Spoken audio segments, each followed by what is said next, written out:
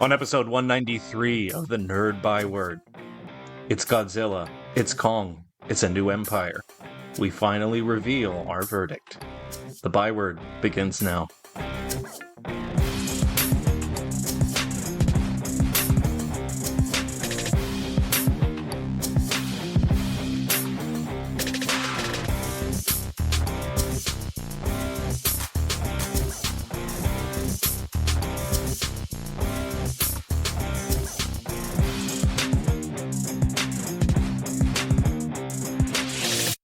Welcome back to the Nerd Byword, your favorite source for nerd-centric media and takes. We thank you so much for joining in. On today's episode, we will be reviewing Godzilla X Kong, The New Empire, now that everyone's gotten a good chance to watch it. But first, as always, it is time for...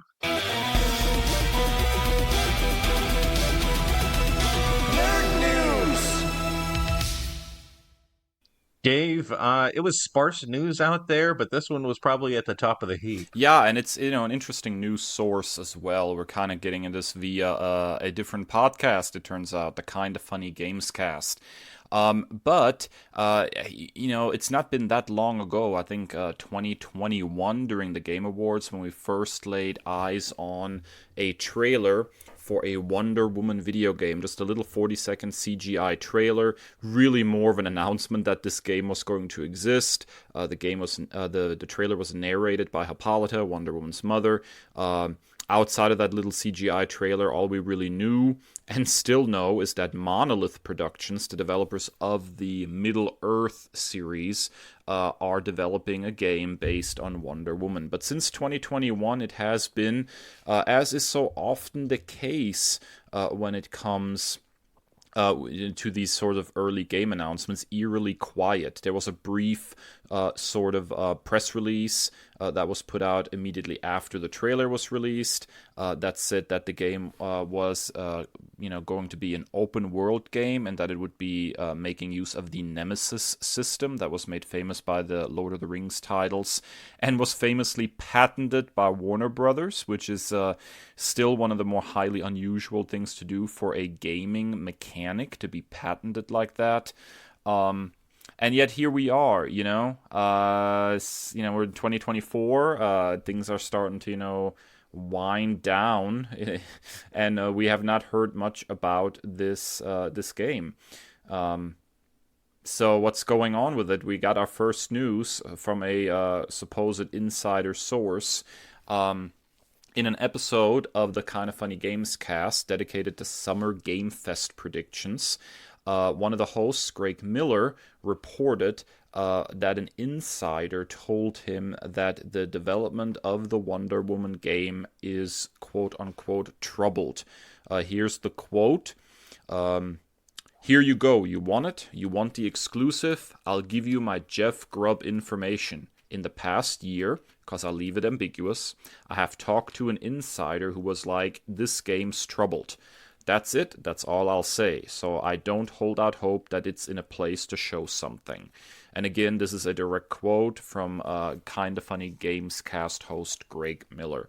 So not a whole lot of information, but this is something he was stating in the context of whether we could expect to see some kind of announcement related to the Wonder Woman video game during this Summer Game Fest. So this is, incredibly disappointing, obviously. This is a game that you and I have been waiting for quite a while now and looking forward to as big, comic book nerds that we are.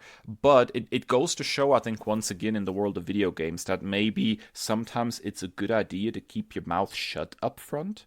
I don't really see the benefit of announcing a game so far in advance. Because you're not really reaping any benefit of any early hype. I mean, you don't have pre-orders out. You're not trying to do a Kickstarter or anything, right? There's no real benefit for this.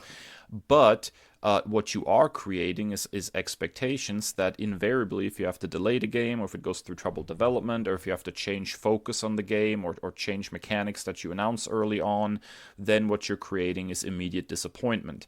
It seems to me that it's much better to wait till the game is like 80-90% finished before you start drumming up interest in it. So here we are once again, over 3 years after the game was initially announced, and have absolutely nothing to show for it. So who knows where this is going to end up? So Kris, what's your take on this news story? I was talking with a friend about this yesterday, actually, and they expressed, I just want a good DC game. Um, I ride for Gotham Knights. I think it was fun. But then you have the debacle of the Suicide Suicide Squad Kill the Justice League game, which could have been our other news story. Um, but and now this, I, it's just incredibly disappointing. It- and I'm not sure the reasoning behind announcing something so early out because, as you said, you don't really have the potential to gain anything. So I'm just kind of at a loss for words with this. Uh, I will say while we're here, um, the quote unquote insiders in the nerd sphere, there's a lot of them with the MCU of like what's gonna happen in the MCU. Apparently 60 characters are now gonna be in the Avengers film.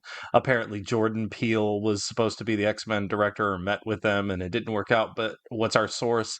As a historian, I know you feel this way. And as two people as a journalist you feel this way, and as someone who's passionate about both of those things, I feel this way. What's your source? And so these quote unquote insiders are, I just kind of roll my eyes at a little bit sometimes. Yeah, I mean, and there's definitely that part of it as well. What's the source, and people not willing to go on record. There's a lot of that in the gaming industry, though, and I can understand to a certain extent that getting solid information from some of these game developers is extremely difficult.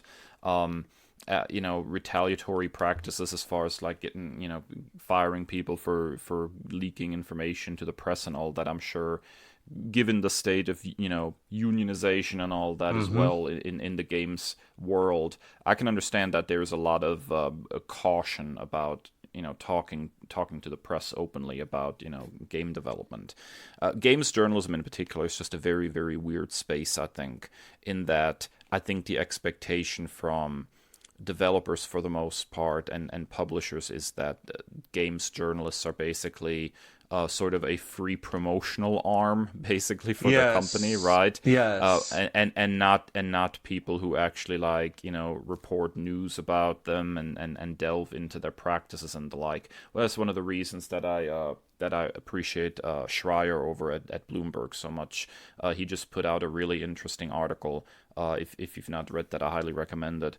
About the development of Suicide Squad Kill the Justice League and what exactly went wrong behind the scenes with that game. It's an absolutely fascinating read, and that's exactly the kind of thing that you want to read from games journalists. Not fawning coverage that is all about promoting the latest game, but really something that has some heft and meat on the bones and really explains what's going on behind the scenes a little bit. Yeah, it's funny that you say that because I know that sports, American sports in particular, is the bane of your existence. But I just listened to a college football podcast where a guy by the name of Matt Brown who did some reporting on the highly anticipated NCAA college football game, which is returning after over a decade's hiatus. And so that's highly anticipated. But and so he was doing reporting on it. He was talking about how he went to EA Sports for like like they had like a couple of PS5s there. They could actually play the game. And it's funny that you say that because it did feel like from EA's perspective a PR stunt, but this guy's actually a credible journalist. And so I guess my standards are a little bit higher when it comes to what are your credentials? Are you an actual journalist? Or are you just a fan? Like like you and I, when it comes to we have a podcast, so I'm not delusional about that, but I don't consider myself an insider just because I'm a fan of this stuff. Exactly. Yeah, absolutely. All right, Kris, that brings us to a news story that I'm not 100% sure I believe, given how frequently people lie to us, but let's go ahead and talk about it. Well, while talking about my nerd commendation today on the press tour, Daphne Keene who previously filled the role of X-23 in Logan, said that she is not going to be a part of the Deadpool and Wolverine film, and said, quote, "It's sad. I love Hugh, and creatively I love Ryan, and I love Sean.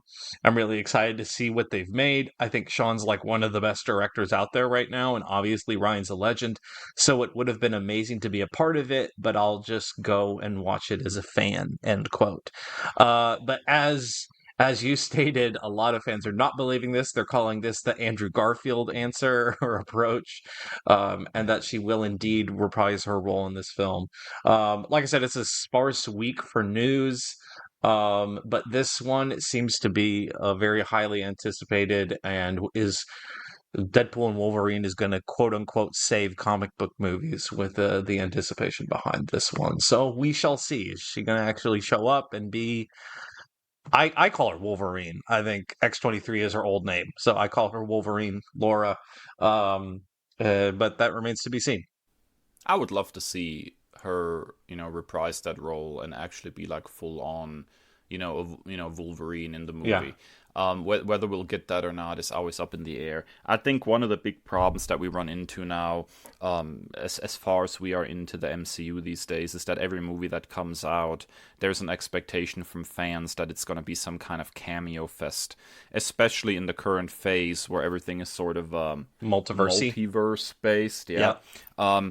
And I know there was like huge backlash against like Doctor Strange because it didn't live up to their expectations of how many cameos and returning characters from other movies there should have been. And to me, I really like Doctor Strange in the Multiverse of Madness, yeah, and maybe. yeah. I go Maybe up for and that maybe movie. that's the Sam Raimi of it. Maybe it's just the Sam Raimi of it all, and I just like his style and how he leans into that horror vibe and everything. But I just like his directing style a lot, and maybe that's one of the reasons I really liked it.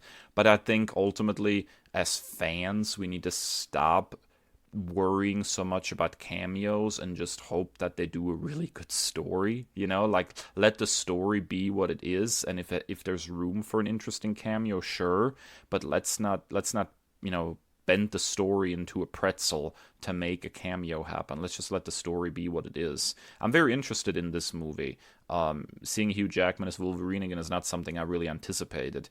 And based from what we've seen, from the interactions in the trailer and even just like some of the behind the scenes stuff, it really looks like Jackman and Reynolds are having a lot of fun making this movie. If that translates onto the screen, this could be a really good time. Not to mention that popcorn bucket. Yes, a great popcorn bucket.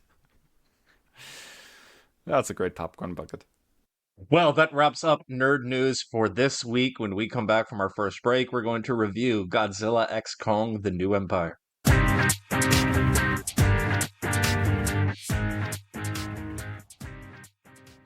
Welcome back. This is the main segment of our show. We call it our byword.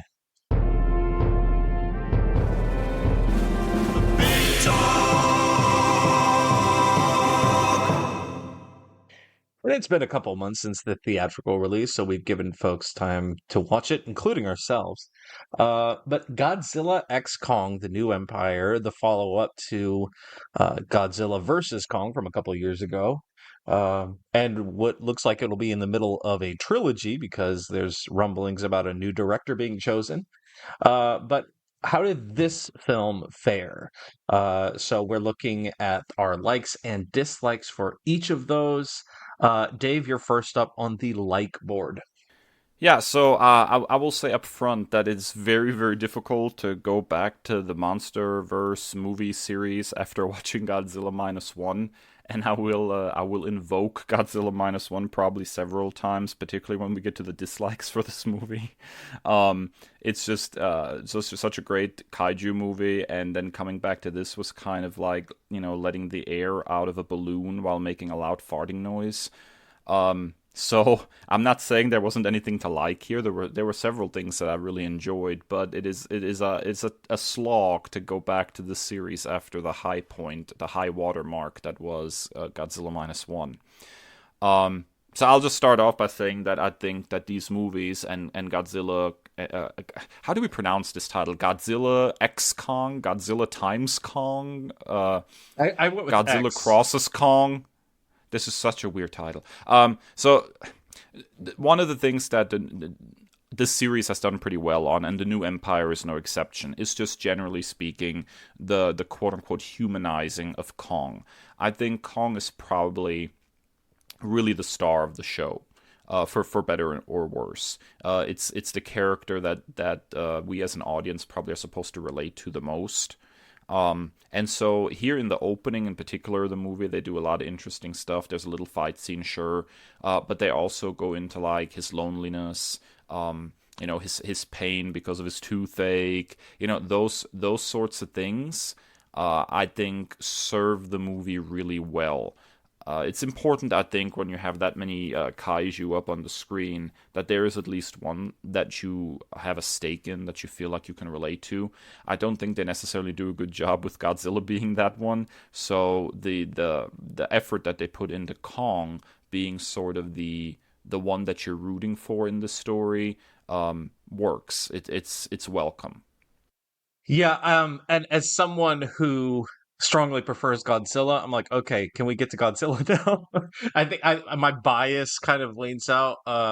One of my friends prefers Kong, so he enjoyed this movie more than I did, because it's very Kong heavy. Um, but I think it did do a pretty good job of exactly what you said, of humanizing him. Of you're rooting for this guy. Yeah, and I will say I too have a huge Godzilla preference, right? Godzilla was my guy growing up, right? And so Godzilla is my favorite kaiju by far. But I think the movie makers of the Monsterverse have a similar bias towards Kong. I think that's very clear. And so once they started bringing these two monsters together, it predominantly always has become now sort of the Kong show featuring Godzilla, if that makes sense.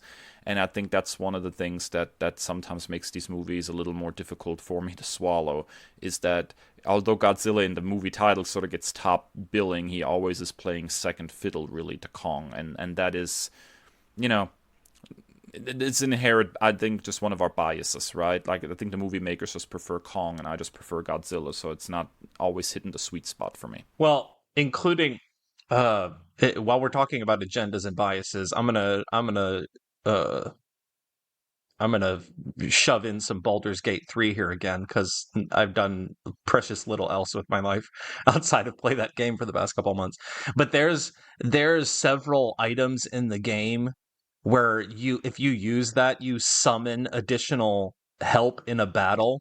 And that's essentially what Godzilla is in this movie. And maybe I should save this for the dislikes, but like, if you blow this horn, all of a sudden Godzilla appears, and that's what he's been relegated to for a lot of this film.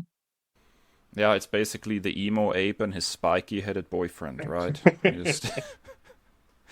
yeah. So, anyways, Chris, what is your first like of the movie? Well, I'm surprised that Nintendo did not file suit, but I like the Donkey Kong Diddy Kong dynamic that they had. That was fun and cute.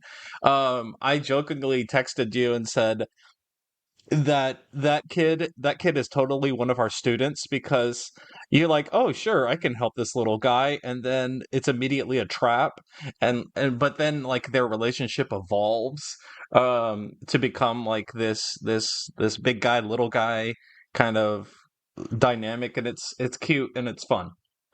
Yeah, I immediately turned into Admiral Akbar at that part of the movie and was like, "It's a trap," Yep. like Yep. I just saw it coming. When you work with middle schoolers, as long as you and I have, the first instinct immediately is, "Oh, this is not what you think it is, my friend. Hmm. You better tread carefully." But yeah, I think this is one of those things that sometimes works in kaiju movies and sometimes doesn't, right? I mean, they did that with Godzilla in the old Toho movies at one point. The whole Son of Godzilla thing. They had a little Godzilla running around, which was not, I don't think, that well received, and those movies are generally scoffed at looking back. I think here it works okay. Not something I would want to see in every movie, but I think in Yeah. the context of this story, it worked all right. I think it was a necessary, because it was a necessary plot driven connection because of it gave him a connective tissue to this new empire and a reason for him to fight the Scar King and all of that jazz. Yes, exactly. All right, I could not agree more with this second point of yours, Dave. Yeah, I think come for the special effects and stay for the special effects, right? I mean, and this is really the special effects show. I think this is in a lot of ways the inverse of something like Godzilla minus one, right? The special effects in Godzilla minus one were incidental, right? You came for the monster action, but really you ended up staying for the story. And one of the reasons that Godzilla minus one was such a cheap movie is that they used the effects very sparingly and carefully, even though they used a CGI Godzilla, right? And so this is the exact opposite of that, right? You're very much here for the special effects, and it is the special effects in excess. If you want to see kaiju beating the snot out of each other, you will get your fill in this movie. It definitely delivers, and the special effects are really, really good. I mean, undeniably good. Kong in particular, I think, is very well executed, very expressive. There's a lot going on in Kong's face at all time. You can really read Kong's face and the emotions on the face. I think this is a great Godzilla design. I still ride for this Godzilla design. Yep. There's been a lot of different ones over the years. I think this one really is and remains a great synthesis of what has come before, sort of the good parts of various designs. I really like it. I like it enough that I have sort of I think like a 1.5 foot tall Godzilla statue of this design actually in my office. As So you I'm a should. big fan, and As you should. yeah, and as you should, and it looks, it looks great in motion, right? So I think really the special effects in this movie really hold up. It's definitely feast for the eyes. It might not always be a feast for the brain, but that's something we can talk about it in the dislikes. But it's definitely a feast for the eyes. Yeah, it's absolutely gorgeous. Originally had this at one of my likes and figured we would kind of tie it into to this point of yours, but everybody looks gorgeous. Like this movie's gorgeous. Um uh Although RIP, as ancient history nerds, RIP to the ancient world because they're tearing up the pyramids, tearing up parts of Rome. So that stung a little bit, but it was really cool to see. And I'm totally here for um, Godzilla using the Colosseum as his napping bed. I love that. Probably my favorite part involving Godzilla in this movie is him just like curling up in the Coliseum and being like, "And this is where I sleep now." Especially at the end of the movie, he's like, "B, what more do you want from me? I just saved y'all. Let me take a nap." So real. I love that. I love that he goes back to it. Like Yes. this wasn't Yes. just like this wasn't just like I'm tired. I'm gonna lay down here. It was like no, I really like that spot. I'm gonna go back there. He specifically sought it out. Yeah, it must be comfy there. I don't know. All right, Chris. So what is your next like for the new Empire? So the cast of this movie is really strong. Whether or not the characters are executed well, we'll talk about that later. Hint, hint. But I still think that Trapper is a fun character. Yes, he is as they say out loud in the movie. He's a derivative of Ace Ventura, I guess. But I love Ace Ventura, so that is a personal like of mine. He's a fun character. It seems he might be in a different movie at sometimes. Like, listen, anytime I hear "I was made for loving you, baby," then I will be happy. But I don't know if it fits in this movie, but the dude is fun and he made me laugh. And I think Dan Stevens is an incredibly talented actor. So I dug it. Yeah, comic relief characters, I guess, are sort of hit and miss oftentimes in these kinds of movies.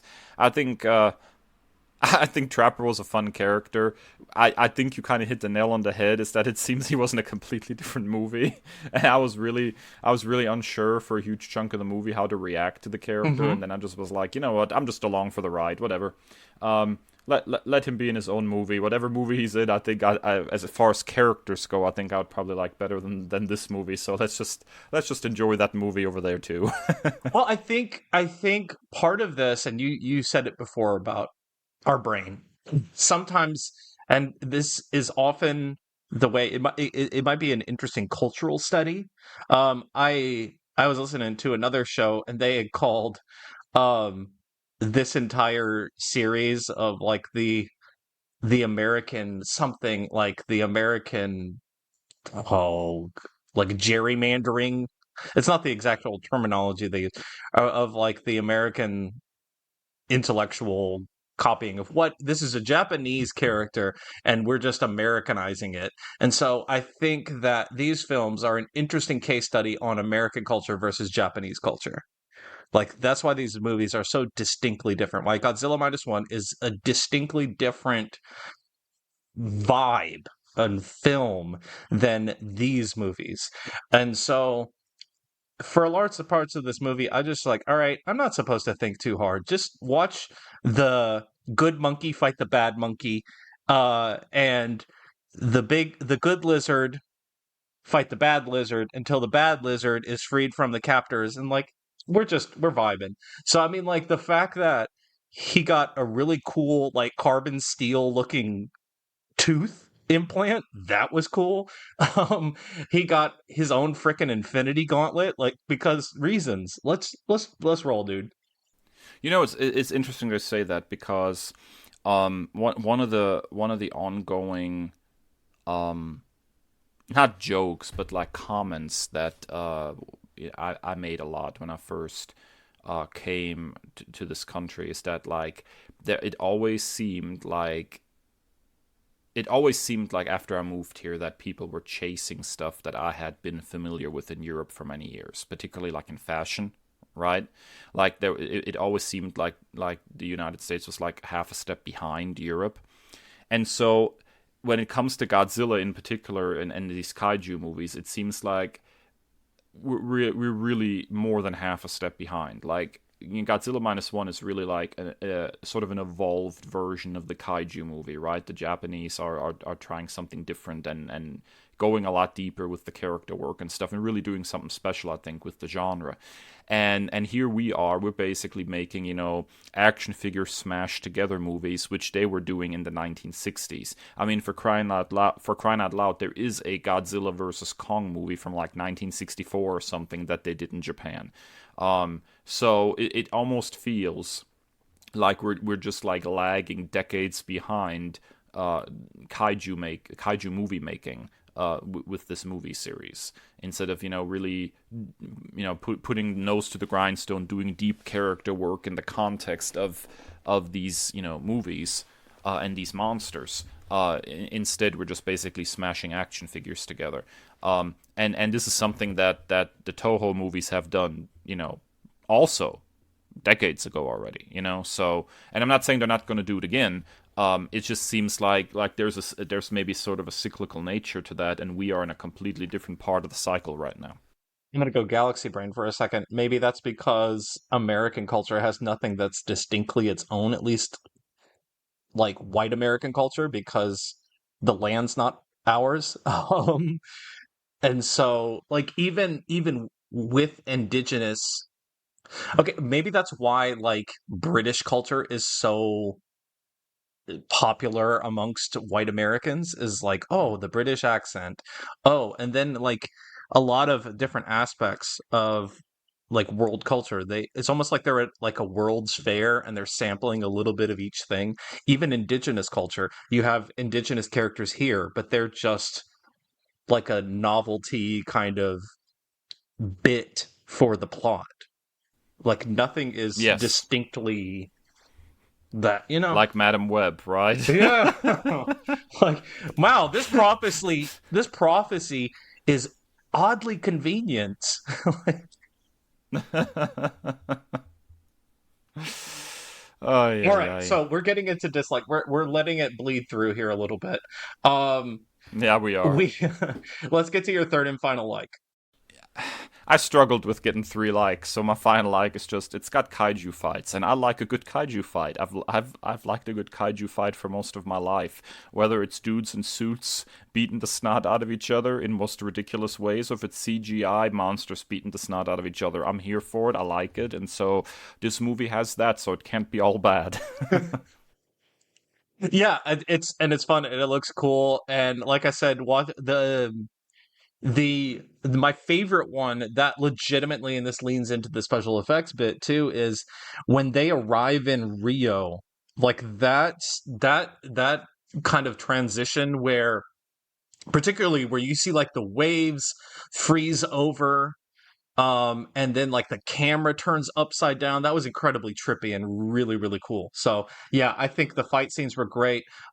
Destroying the pyramids, RIP, was great. Like it was a lot of fun action. And then like just beating the snot out of each other is exactly what it was, as advertised. It's action figures mashing up, and like the little boy in me was activated, and I'm like, all right, boom, smash. Like I loved it. Yeah. Exactly. Final like for you, Chris.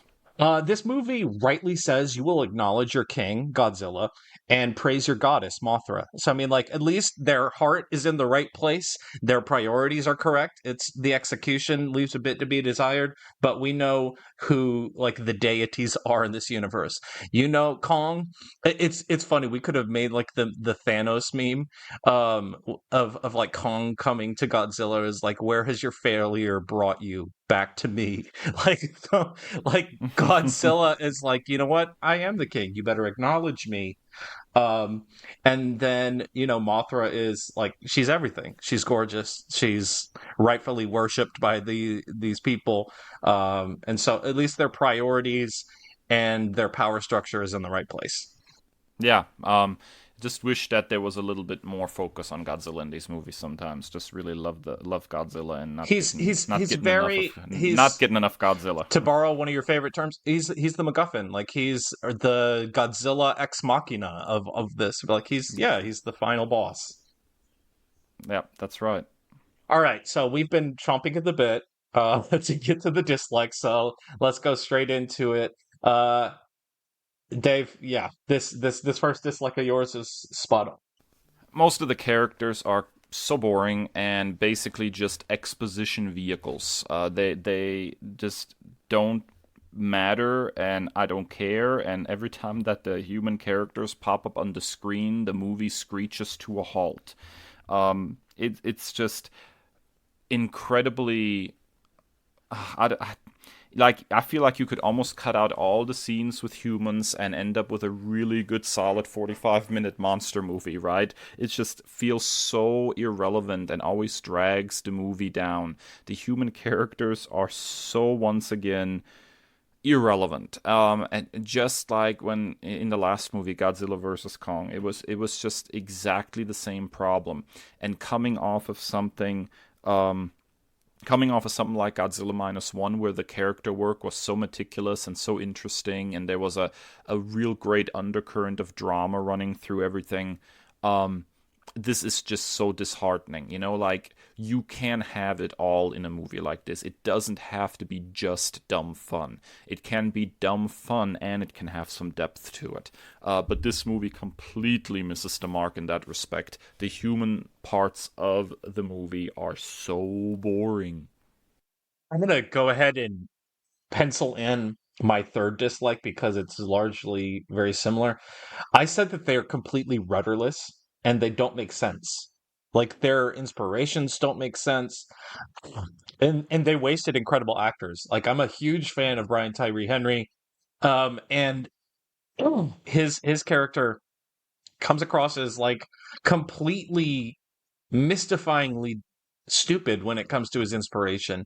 He's like a conspiracy theorist who begs to go down to Hollow Earth, but then is like terrified to be in Hollow Earth. Like, what did you expect? Why did you beg to come down here if you're going to be a scaredy cat? Like, what are we doing here? And then, like, Dan Stevens' Trapper character, part of the reason I liked him is he made this nice little speech about if you post this stuff on social media or the internet, this is going to ruin these people's lives. And then Bernie like keeps filming, like tells him to get out of the shot. And so like that was incredibly weird choice to go that direction plot wise. And then Rebecca Hall's Eileen character, she's incredibly unlikable to me. Like, it's this trope of of white people adopting people of color or indigenous people and then being completely tone deaf when it comes to their actual culture and history. And then, like, she just emotionally just like, well, I guess you want to stay here with your people. And then, like, the girl chooses to be with her in spite of that. It's just really uncomfortable. And like you said, I could do without them. And it's interesting too, while we're here, because I don't know the specifics of time on screen, but Godzilla minus one doesn't have a lot of Godzilla on screen. I think it's comparable enough with actual screen time for Godzilla with Godzilla minus one in this film. And yet the way they're able to utilize that is completely different. Yeah, I can't find fault with anything you just said, so I'll just say amen. All right. So since we colored outside the lines there, I'm gonna delete my third. Um, and you're gonna go with your second dislike of the film. Yeah, I think this ties a lot in with the complaints about the human characters and how it drags everything down. But there's definitely a pacing problem in this movie. It feels like okay. Are you ready to get German and talk about stage writing for a second? Yeah, let's roll. So there was a German writer of plays by the name of Bertolt Brecht. Bertolt Brecht. Gesundheit. Did he write plays? Did he write now? Yeah. Brecht believed that one of the things you should be doing with your writing is not build steadily, but kind of like, I guess the best way to describe it is to create these moments where you eject the audience from the story to give them time to reflect on what has happened and then pull them back in and kind of create this push and pull between the audience and the story, if that makes sense, right? And to I think to modern audiences that would feel really, really uncomfortable because you want to get drawn into the story and you want to feel that slow build towards the climax, right? That's kind of like how we expect our stories to go. This feels very much like something written by Brecht in that respect, because it feels like every time that we get to the humans, the narrative grinds to a halt and it ejects me from the story, and then we get back to the monsters and it starts drawing me back in. And so the movie never builds a pace, it never builds a steady momentum. And because of that, it feels incredibly tedious. Yes. Like I had to pause the movie for extended periods of time just to take a break from it because I was getting really bored, man. It just felt tedious to watch. It just never manages to build on itself, if that makes sense. It always is this push and pull, very much like a Bertolt Brecht kind of theory, right? Like eject your audience from the story, then try to pull them back in. Eject them from the story, then pull them back in. That's what we're constantly getting in this movie, and I really dislike the experience, to be honest with you. So the movie just feels tedious because it never properly builds momentum. Yeah, and it's. I was like, how we have so much going on and yet so little is going on, if that makes sense. Like, because it's just there's no cohesiveness with this. It feels incredibly disjointed. Like the plot of this almost feels like a Mad Lib. Like it does not have any kind of cohesive nature. Exactly. All right, so what is your second dislike of the movie, Kris? And it's funny because this is a sequel to previous films, and so they've done it before, and they've executed it to a much better degree. But we have ape communication, so a lot of grunts and whatever ape communication is, and then you immediately follow that up with a tribe of indigenous people that communicate telepathically, and there's no words, there's no subtitles.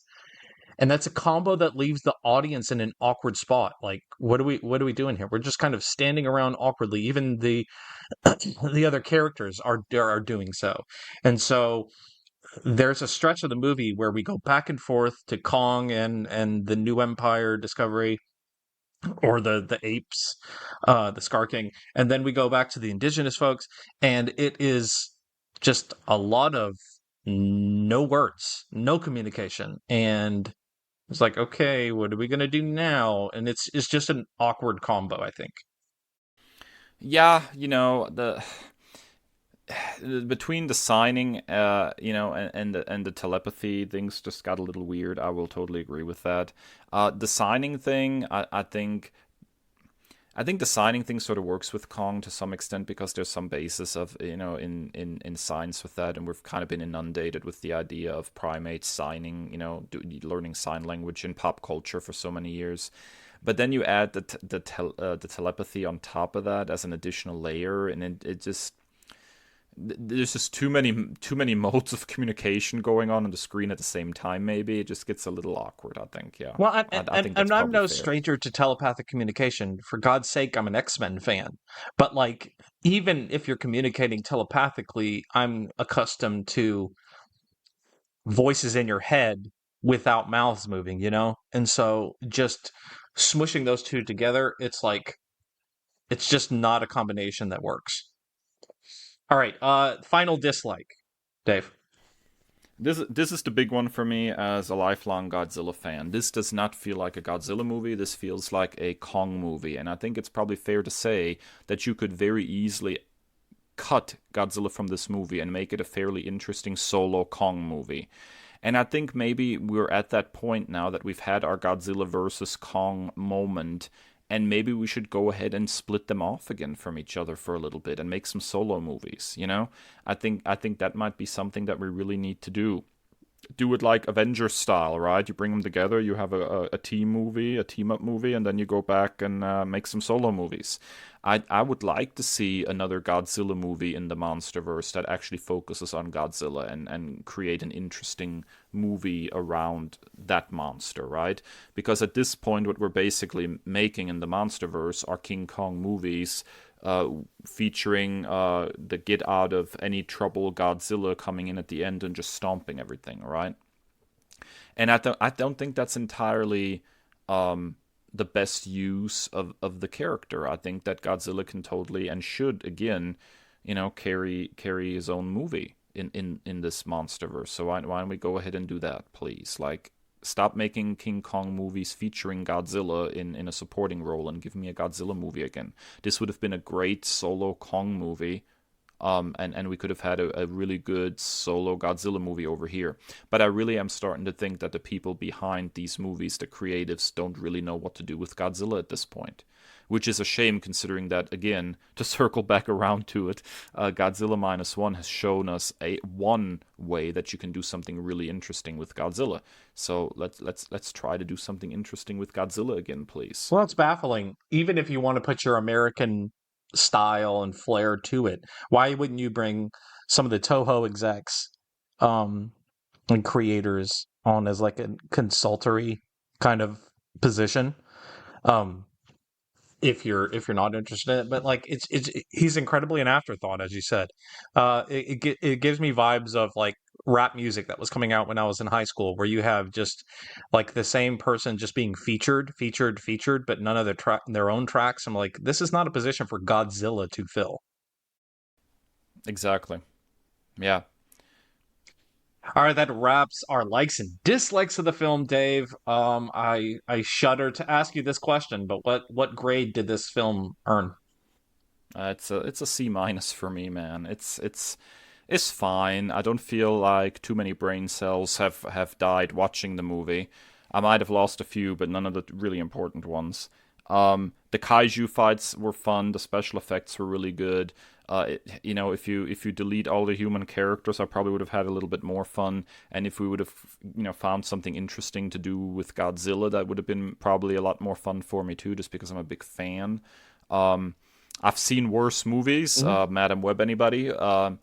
There was plenty of stuff here to like, but it's just really, really hard to watch this and get a whole lot of enjoyment out of it when something like Godzilla Minus One is out there. Like you just know that kaiju movies can be better and can be more.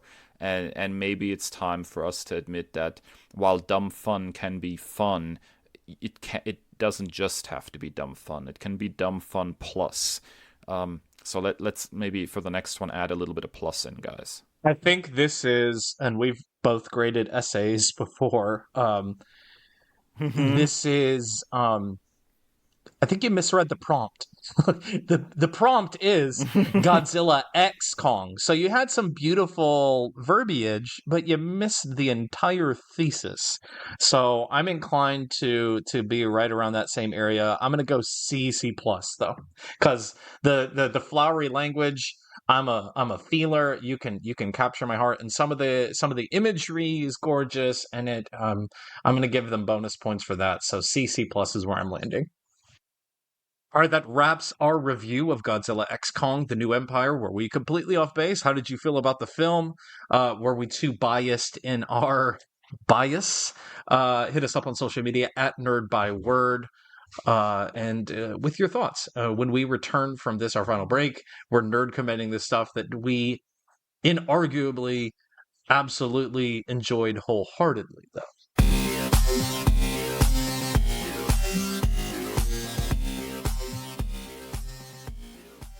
Welcome back to the final segment of our show. We called it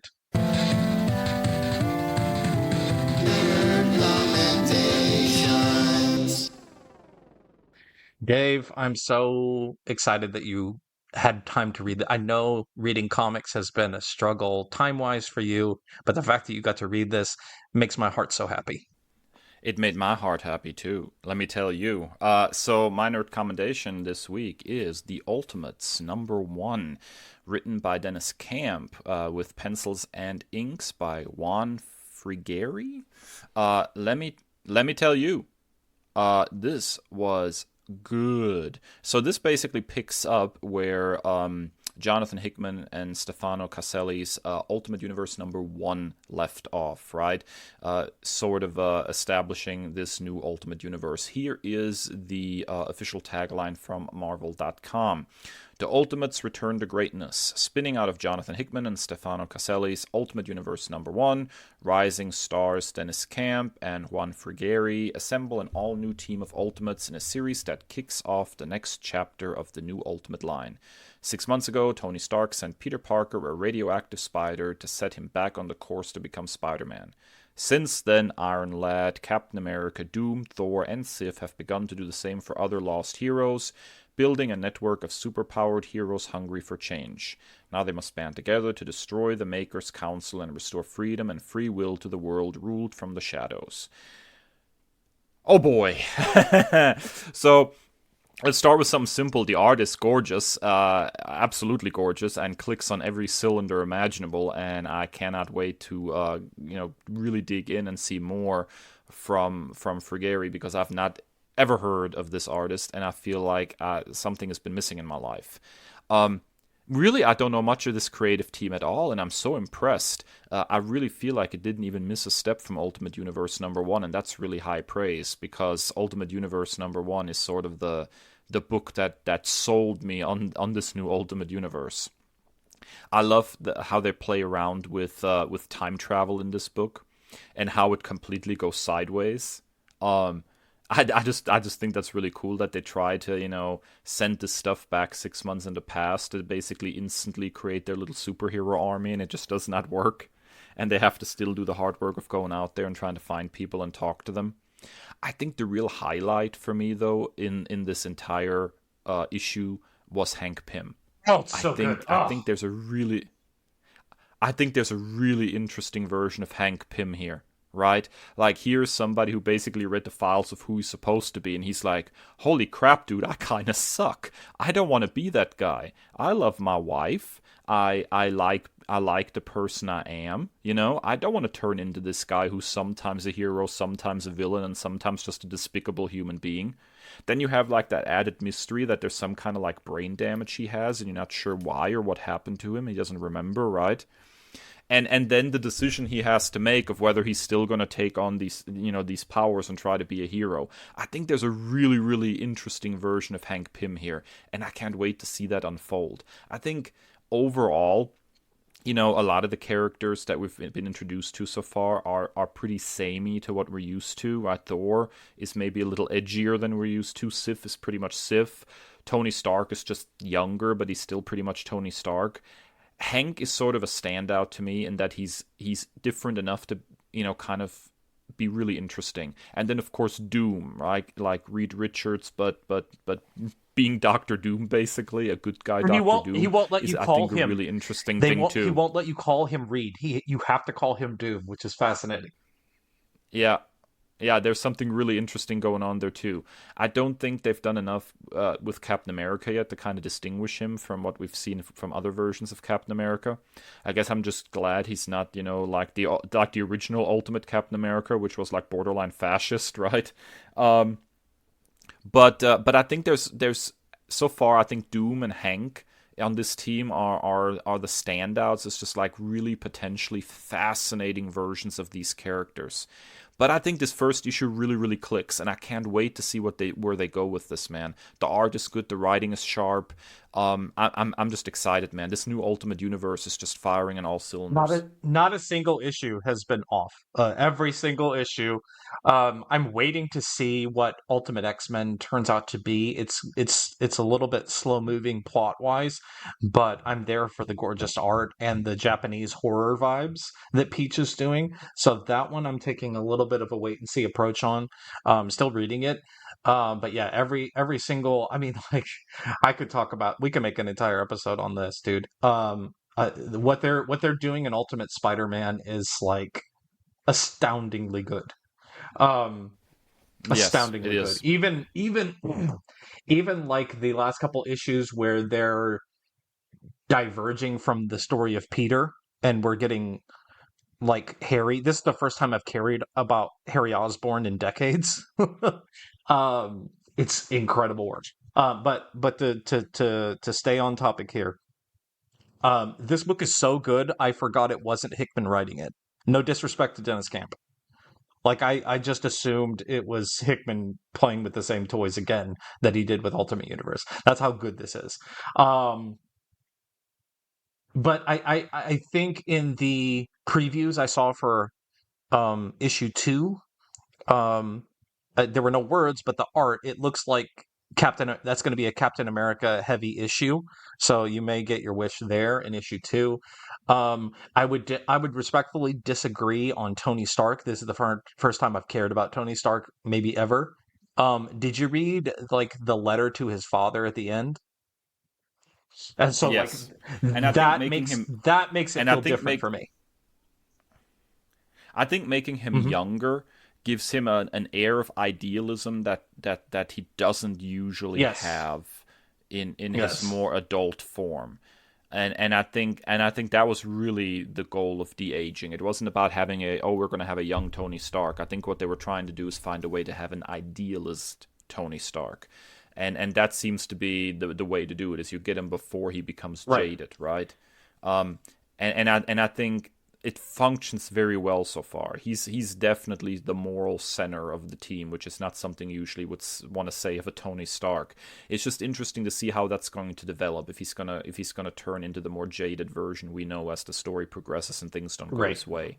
It's something to watch. It immediately brought to mind the first Black Panther film where T'Challa confronts his father and the ancestors and says, "You were wrong." And so that's immediately what it brought me back to. But I can't wait for this.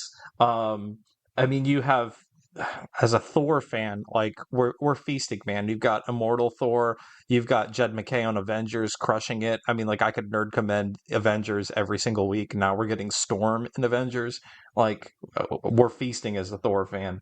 And then he says cool stuff in this book, like I've been fighting the giants since the sky was young. Like, come on, dude. So yeah, this book is straight heat, flames. Love it.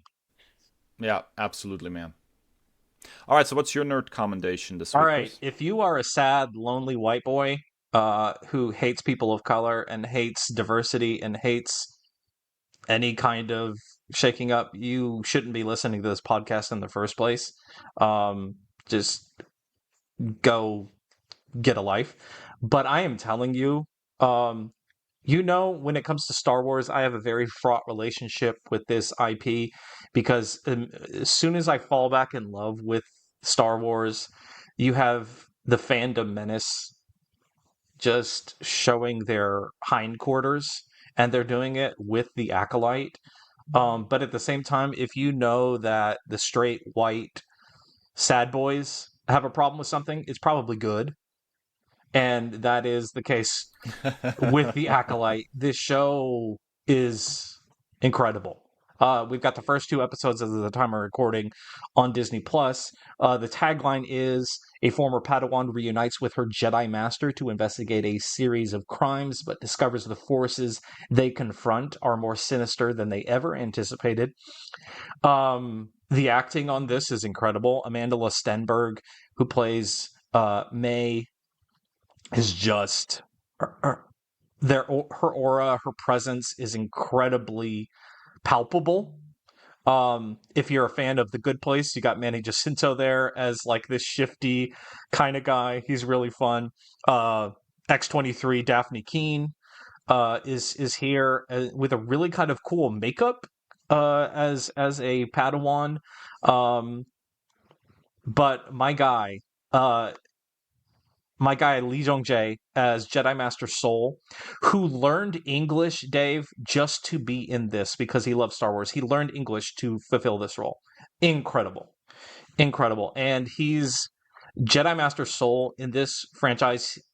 He's the strongest I've ever felt about loving a character in Star Wars since Ahsoka Tano over 2 decades ago.